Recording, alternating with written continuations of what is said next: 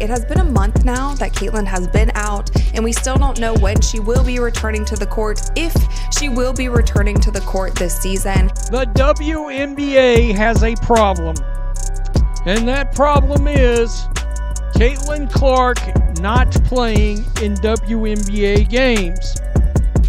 Now, what all does this affect? The ratings are plummeting.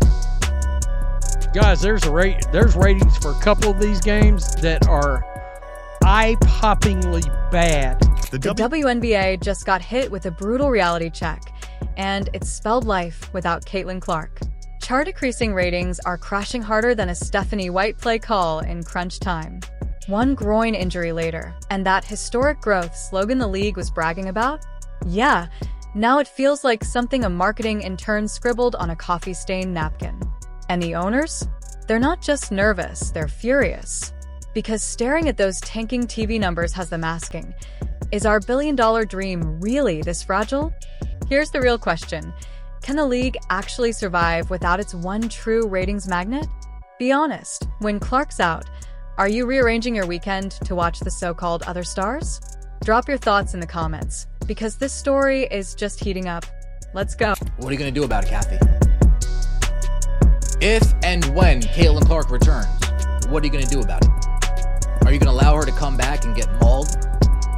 Are you going to allow her to come back and continue to get fouled? Because if we see what's going on here with the ratings, the owners have to see. And the owners are thinking to themselves, the bubble might be bursting. This bubble might be bursting, and Caitlyn Clark being out for over a month is the catalyst to the burst. Here's the cold truth, y'all. The WNBA only had one guaranteed ratings formula this season: Caitlyn Clark versus Angel Reese. That was it. That was the whole marketing plan in a nutshell. No million-dollar brainstorming sessions. No flashy ad campaigns. Just line up the two most talked about names in basketball, put them on the same court 5 times, and boom, instant money machine. There was one matchup that this league could consistently rely on to produce massive viewership numbers. One matchup. The Chicago Sky versus the Indiana Fever. Caitlyn Clark, Angel Reese, the league's two most noticeable names on the court at the same time.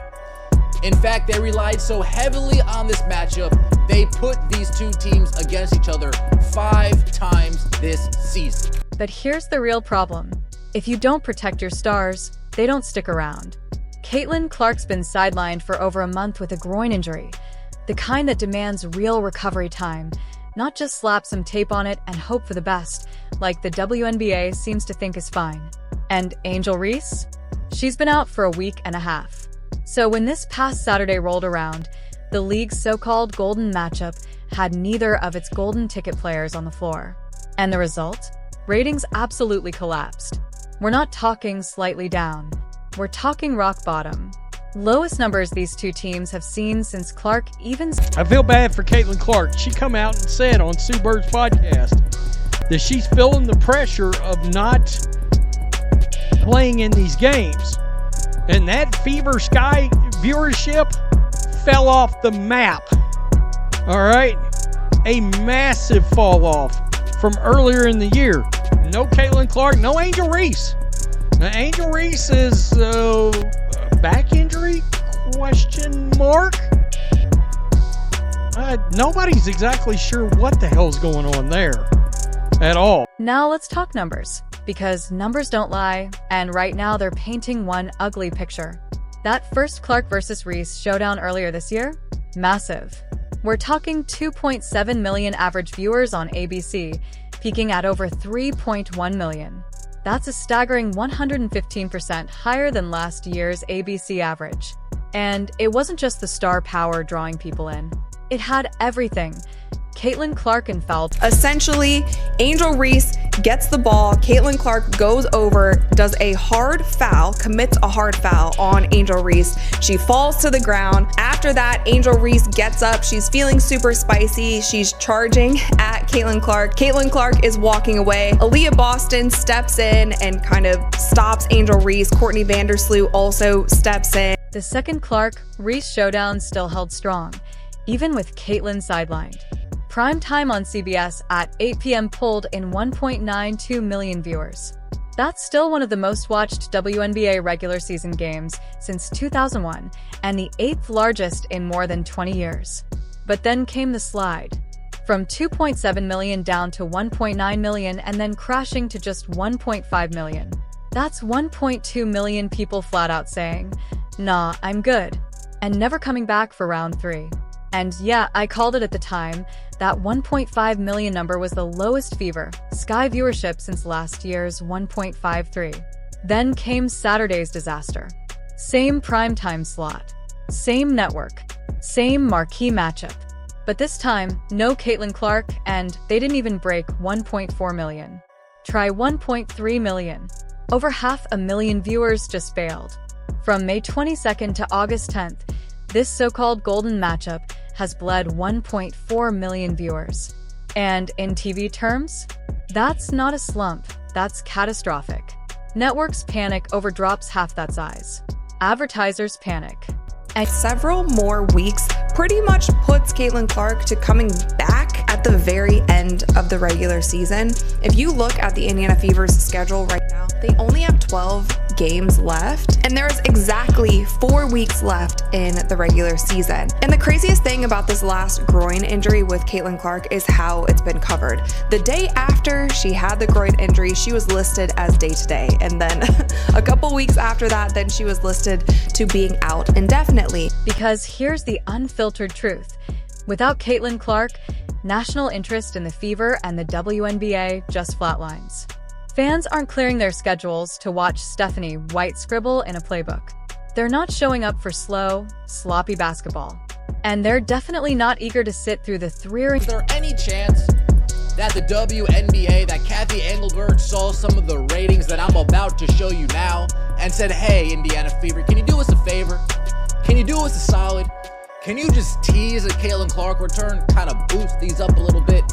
Can you just dangle a Caitlin Clark return in front of the fans' faces, try to boost these ratings up a little bit?" So, what's the league's next move? Desperation mode. Suddenly, you start hearing whispers. Hey Fever, maybe tease a Caitlin Clark return just enough to boost the numbers. Dangle the possibility without actually delivering. It's straight out of the PR survival playbook. Keep fans hooked, even if it's smoke and mirrors. But here's the catch. Clark's injury isn't something you rush back from unless you're okay with rangery or risking her long-term career. And maybe, just maybe, if the league had actually protected her from the constant targeting, the cheap shots, and the flat-out no calls, we wouldn't even be here. Instead, Guys, I gotta tell you, in 2 of these other games I'm gonna show you, it is bad back in WNBA territory of where they were like 3 years ago or 4 years ago. Ooh, I saw these ratings and was like, you got to be joking. It's not a joke. Yeah, pay us what you owe us. and don't think this only wrecks Fever games. Nah, it's a league-wide problem. Sun vs. Sky, barely 180,000 viewers. Dream vs. Mercury, 160,000. If the WNBA's growth was really as explosive as the league office keeps bragging, those games should be clearing 400K, maybe even 500,000. But without the Caitlin Clark stimulus package, they can't even sniff 200K. That's who Clark is, a walking economic boost for the entire league. When she plays, numbers soar. When she sits, numbers crater. Simple as that. And the league can't say they didn't see this coming. The warning signs were flashing from day one. Your most valuable ratings asset is taking harder hits than an NFL wide receiver and getting fewer whistles than a spam caller on airplane mode. No calls for landing space violations. No calls when defenders grab her arms on drives. No calls on blatant hacks at the rim. Be real.